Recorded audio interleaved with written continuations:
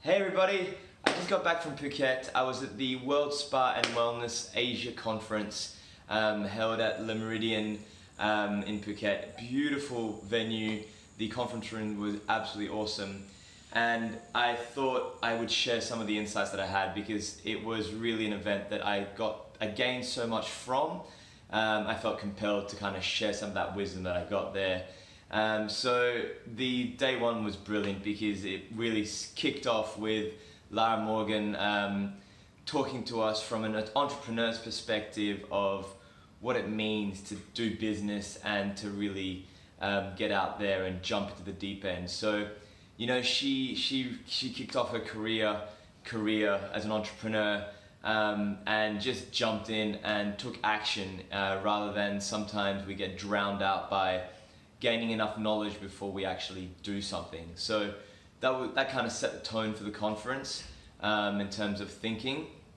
It was followed up by Dita, who gave us an overview of the BDMS wellness clinic, which is an integrated wellness facility that's opening up in Bangkok. It's going to be amazing. I mean, the skills that they have and the doctors, the facilities that they have, I mean, this is really going to be next level in terms of wellness real estate. They are changing the ballpark in how these integrated facilities are going to really help with our health in all aspects.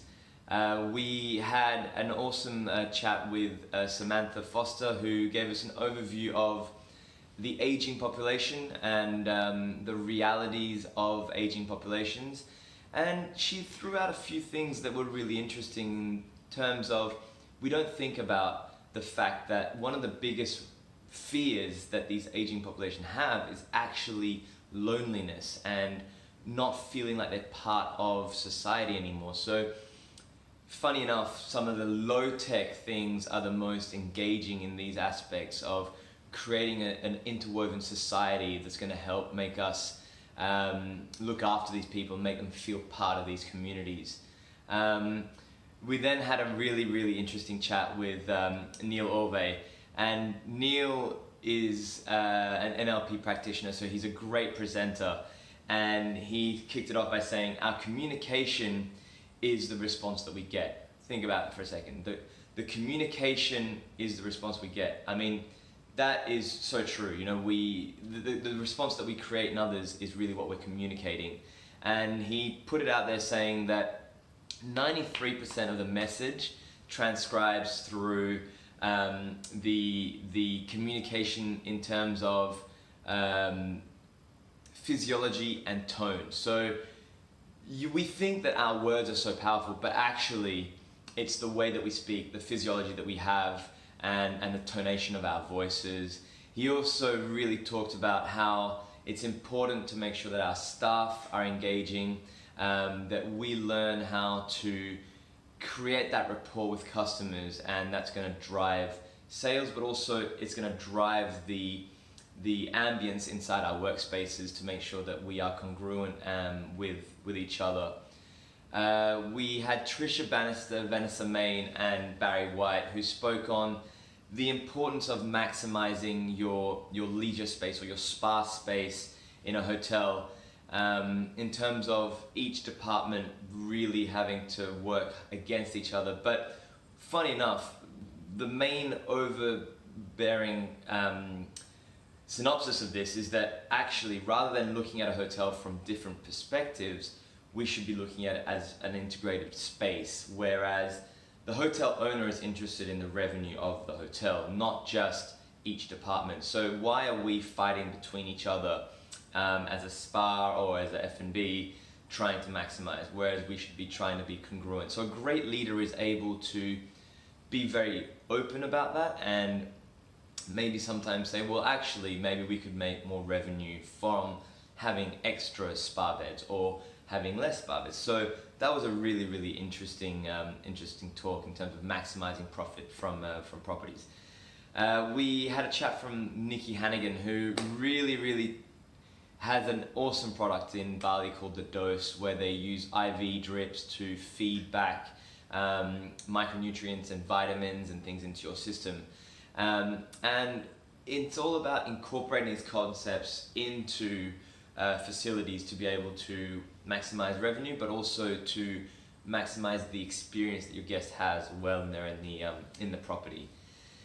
That was it for day one, and I can tell you what, our brains were just full of knowledge. I mean, I'm doing this a very brief synopsis, doesn't really give enough credit to the knowledge that was dropped, but it was awesome because it felt like everyone was buzzing. And we went on the beach and they had an amazing fire show. The fire show was just really out of this world.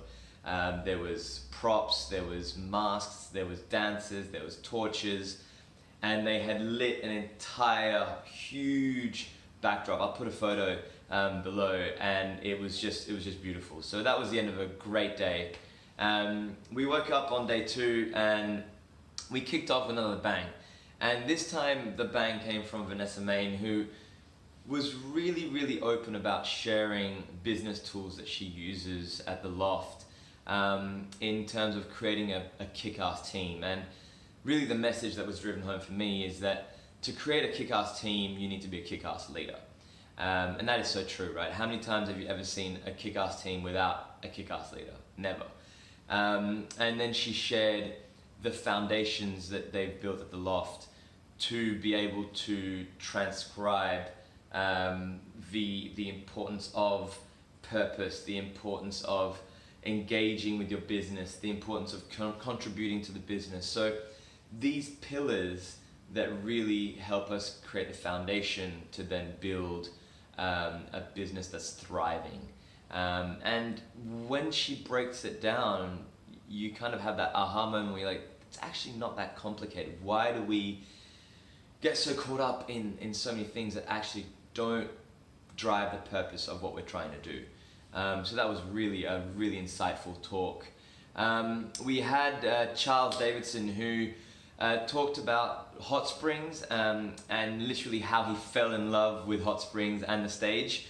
You know, Charles is one of those people who speaks from the heart, and when I saw him speak about hot springs, you could tell that there was passion in the way that he speaks about it, and the soothing benefits of hot springs and water and what it brings to mind. So I didn't know, but there's hot springs all over the world. I mean, there are hot springs in nearly every country, and we can tap into these. And I think the revenue that can be generated from these hot springs, if managed properly, is huge. And that's what another speaker talked about in a different topic. So that was a really interesting talk about hot springs and a bit of the cultural heritage of Australian hot springs.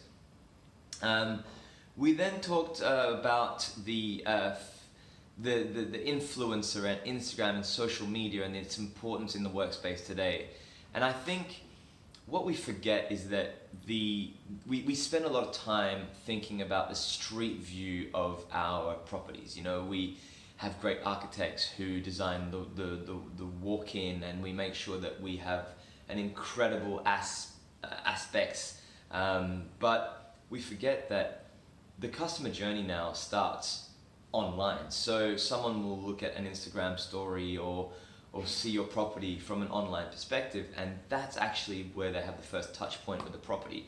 So Brooke had a really insightful talk about how to use influencers and social media to make sure that you're capitalizing on new trends in social media, and also that, you know, you can drive sales, but also you can make sure that you're targeting the right audience with social media. And what she told us is really interesting, is that the Instagrammability of your property accounts for 50% of millennials booking into your property. So as these millennials are growing older, if we're not making sure that we're setting the standards of our property to be Instagrammable, which is not a word, but it's about how cool your property looks on Instagram, we are losing out 50% of a huge market share.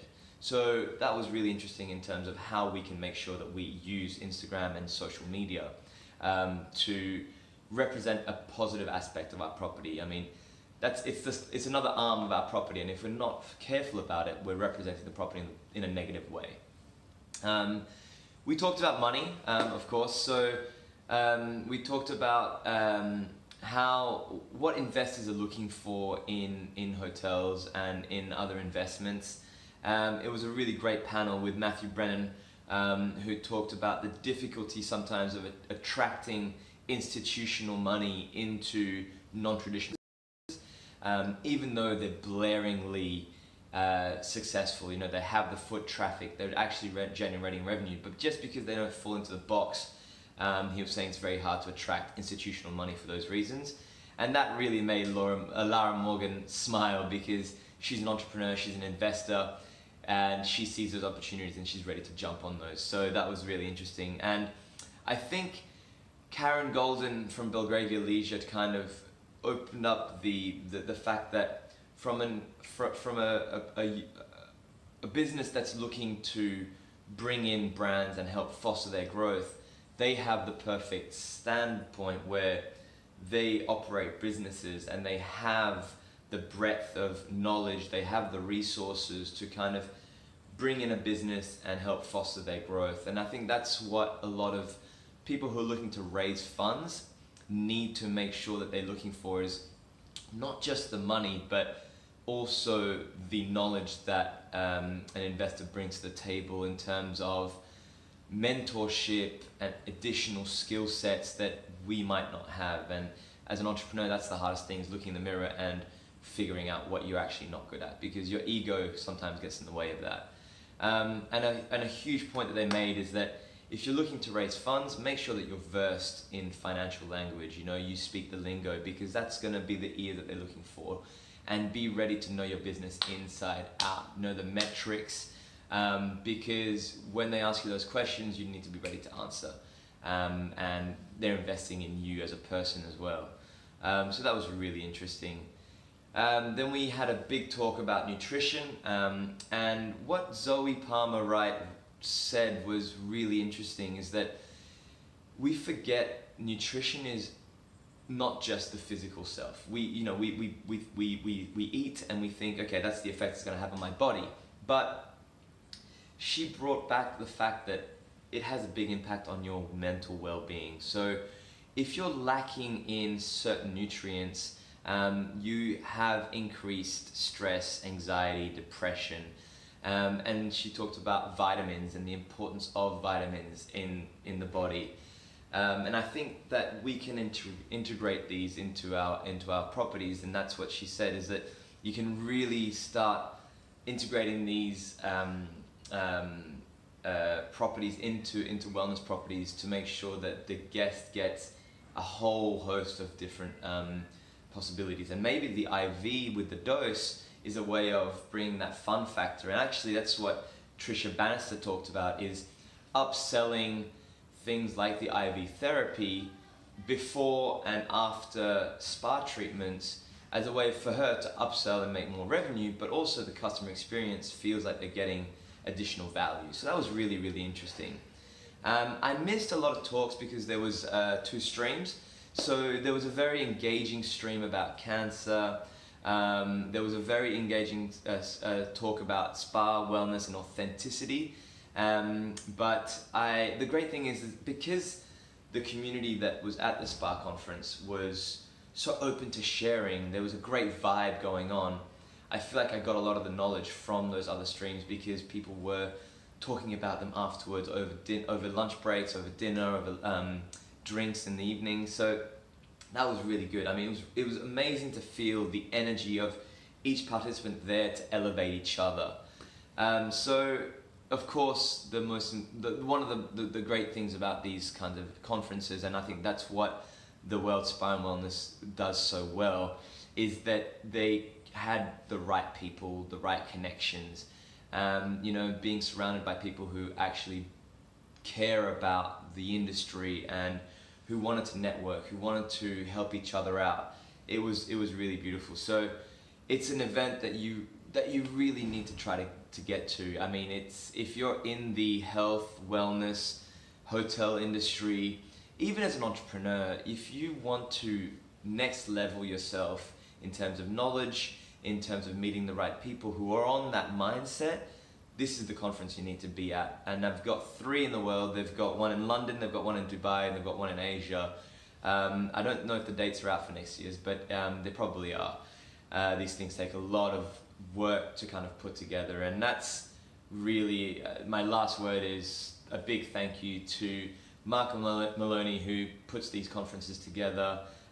He has a lot of help and he has a great team around him, so thank you, Mark. I think Catherine had a big deal to do with this as well, and Bianca, you've been really awesome as well. So altogether, thank you guys for putting together these conferences. It really helps us as individuals and brings the whole industry together. If you haven't attended before, make sure you get there, and I look forward to seeing you at the next one. Thanks so much. Have a great day. See you.